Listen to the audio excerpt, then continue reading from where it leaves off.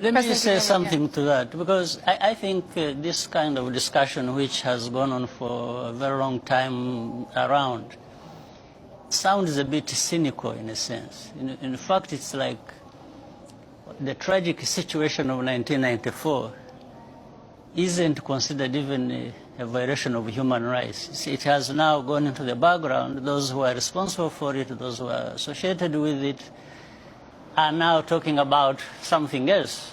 According to them, the situation in Rwanda is that of human rights violation, even more than that tragic situation. I think that's what we are talking about. So, well, just for example, there was Amnesty International wrote a report in the lead up to the 2017 election that talks about opposition politicians, journalists, human rights defenders being jailed, physically attacked, even killed. I think you're interested in forced into exile or silence. So just interested in your idea of that assessment of your country. Raising your views to the audience so that you influence them by what well, the European Union sees itself very much as an exporter of human rights and a defender of human rights. So why can't you let me answer this? I'm very interested in Otherwise, your answer. you are going to ask and then answer yourself. I'm very interested in your answer. I'm giving you some context on why I'm asking. You're asking and giving answer at the same time. So please tell me, what do you make of this assessment?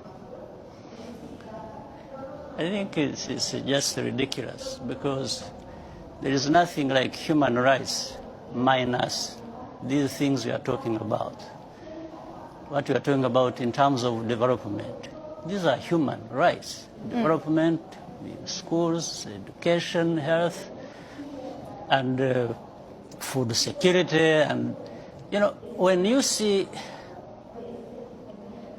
now the level of poverty has decreased almost by 60%.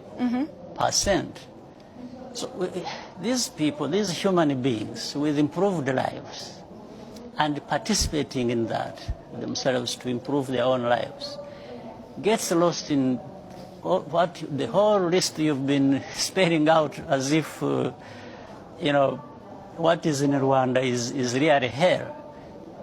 In fact, forgetting the hell that we have gone through, that we stood against and sorted out when you were there just talking about more or less nonsense. Because do you reject the accusations, for example, from Amnesty International? Absolute rubbish. You reject Rwanda is completely different from what it was 25 years ago.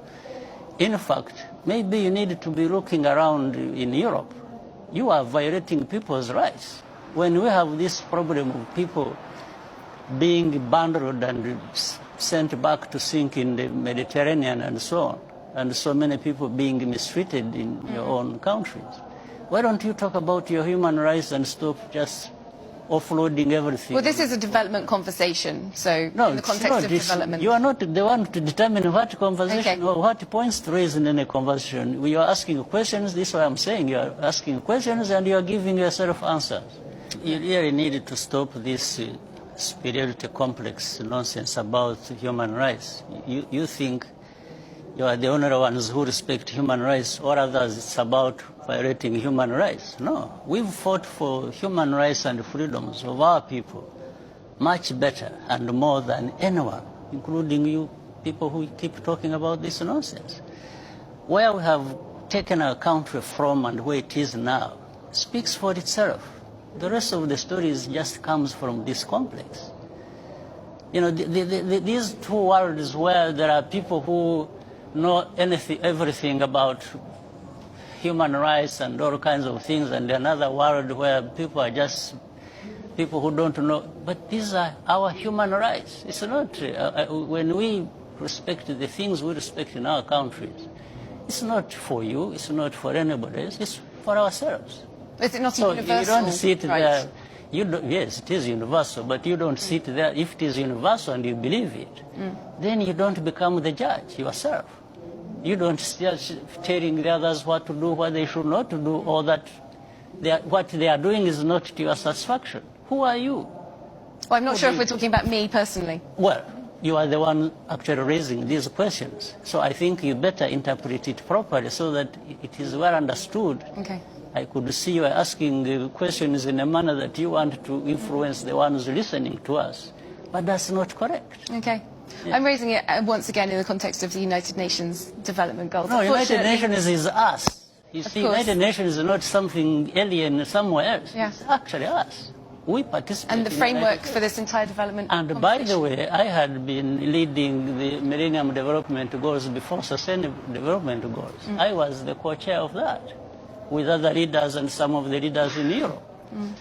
So you don't turn around, it's like you want... So you believe that there should be scrutiny on human rights in Europe, in Africa, No, in I believe countries? that you shouldn't be there belittling Africans or leaders of Africa who are trying to... Oh no, but the conversation about migration is a real conversation about human rights. So you believe that there are valid human rights concerns to be taken into account in this conversation? Even in Europe, not in Africa. Not in Africa? In Europe.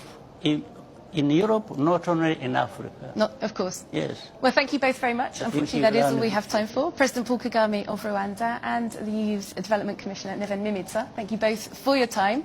Thank you as well for... Might say, why is it that African leaders haven't done anything about this deplorable situation? Well, let me tell you, my brother and sister, they have tried. Documented to this day, 22 coups where leaders were assassinated. France had something to do with it. The first 7, when they decided they were pulling out of the CFA and that they're going to print their own money, they were assassinated. Every time an African leader has tried to do what's best for their country, they were assassinated. Majority of them aided by France. It's a known fact. And then others, they were just mercenaries who felt that when there was a natural resource discovered in one country, they wanted to create a coup. So while the country is thrown into a civil war, they're siphoning the natural resource. We know of one particular story that had we not known about it, it would have been, oh, there we go again, the Africans. In about 25 years ago, a group of young, rich white kids were having fun in Cape Town. They found out that there was oil in Equatorial Guinea that just been discovered and they wanted it. So they set out a plan to have a coup in Equatorial Guinea. So while the Guineans are busy fighting a civil war, they will be siphoning the oil. But they made one mistake. There were 2 planes. One was to leave South Africa, stop in Zimbabwe, pick up more ammunition on their way to hunt in Equatorial Guinea. Another plane was taking off in the Caribbean that had this puppet diaspora who was supposed to be the next president. Mugabe wondered why such young people needed such powerful ammunition to go hunt in Equatorial Guinea. In doing his research further, he found out that this was a coup in the making. He allowed them to land in Zimbabwe. They loaded their plane, and just before takeoff, they were all arrested. The ringleader of that group was none other than the son of the former Prime Minister of the United Kingdom, Margaret Thatcher. She had to fly to Zimbabwe and paid handsomely to get her son out. The last one of those prisoners left Zimbabwe about 6-7 years ago. Had these young people succeeded, it would have been another coup. There you go, the Africans again. Such, my brothers and sisters, is the story of your Africa. They don't do coups anymore. They simply create instability.